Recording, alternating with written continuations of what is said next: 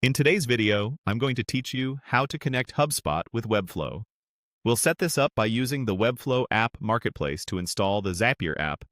Then we'll hop into Zapier to link Webflow to HubSpot.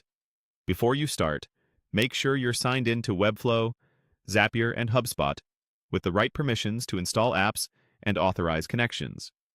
Having your Webflow workspace and site handy will keep things smooth. Begin in your Webflow account and open your dashboard. From there, select the workspace that contains the site you want to connect.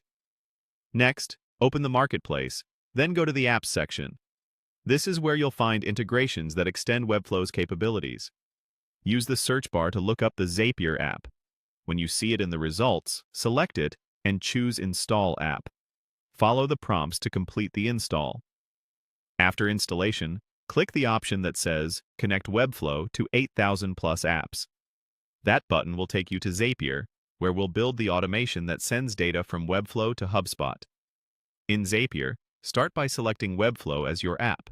You'll then choose the Webflow trigger you want to use. Pick the option that matches your workflow. For example, many people use form submissions to create or update records in HubSpot. Confirm your selection to move on. Now you'll add the Action app. Search for HubSpot, select it, and then choose an event for what you want Zapier to do in HubSpot. You'll typically choose a create action, such as creating a contact or a company, depending on your needs.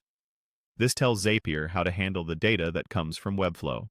Next, connect your HubSpot account. Click Connect HubSpot. Then confirm by selecting Yes, Continue to HubSpot. You'll be redirected to HubSpot's secure authorization screen. Choose the correct HubSpot account and review the requested permissions. These scopes allow Zapier to perform the create or update actions you just selected. Approve the connection to proceed. Once authorization completes, you'll return to Zapier with your HubSpot account connected. From here, you can continue mapping fields from Webflow, like name, email, and any custom fields, to the corresponding HubSpot properties you want to populate. If you're unsure which properties to use, open HubSpot in another tab and review your property names so the mapping is accurate. That's it. You've installed the Zapier app in Webflow, connected Webflow to Zapier, chosen Webflow as the trigger, selected HubSpot as the action, and authorized the HubSpot connection so data can flow reliably from